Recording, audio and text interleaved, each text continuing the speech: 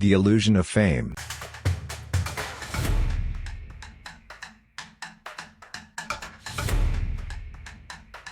How social media addiction is rewriting the future.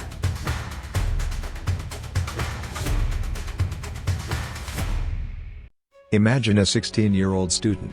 Once, he dreamed of becoming a scientist, maybe a doctor, or an engineer. But now, his phone glows at midnight.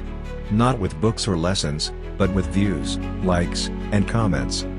Every day, he scrolls past teenagers his age, flashing luxury cars, traveling the world, claiming they made millions from social media.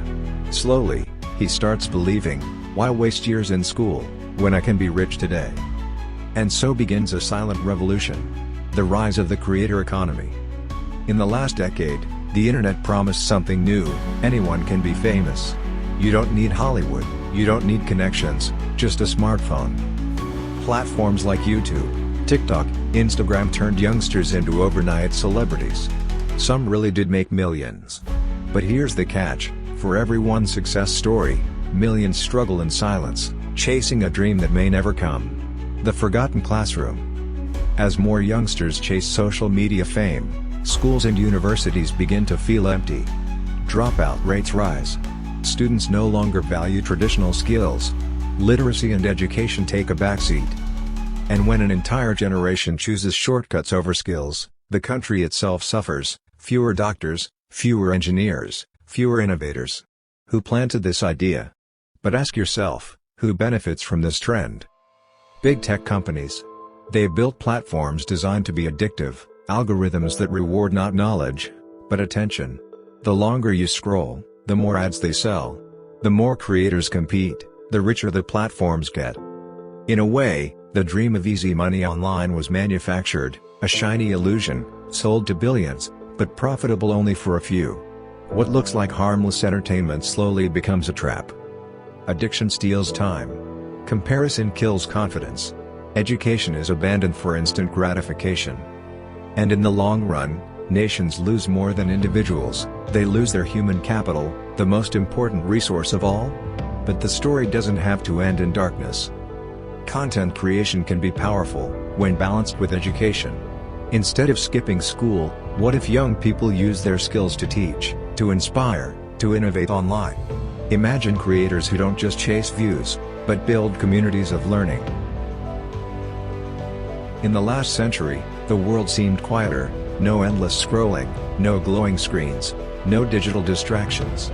Instead, evenings were filled with books, long walks, and conversations that lasted until midnight. This silence became the cradle of some of humanity's greatest breakthroughs. In a small lab in London, Michael Faraday bent over copper coils, discovering the principles of electromagnetism that would one day power cities. Across the sea, Thomas Edison worked tirelessly by lamplight, failing 1,000 times before gifting the world the light bulb. Albert Einstein scribbled equations that bent time and space itself, changing how we understood the universe. In a humble garage, two brothers, Orville and Wilbur Wright, defied gravity and gave humans wings. A little later, Alan Turing laid the foundations of modern computing while cracking codes that would decide the fate of nations. This was the century of electricity lighting every home, airplanes shrinking the globe, antibiotics saving millions, and rockets piercing the skies.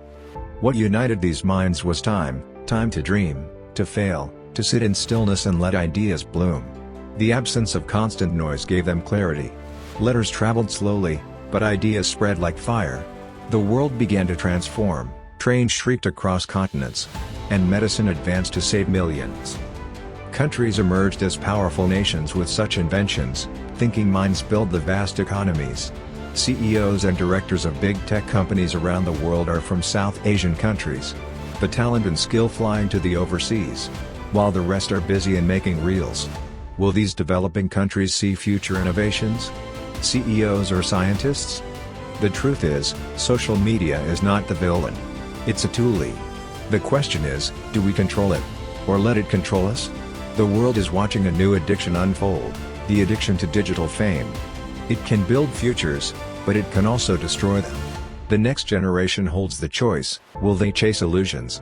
Or create true change? That's a powerful and timely question.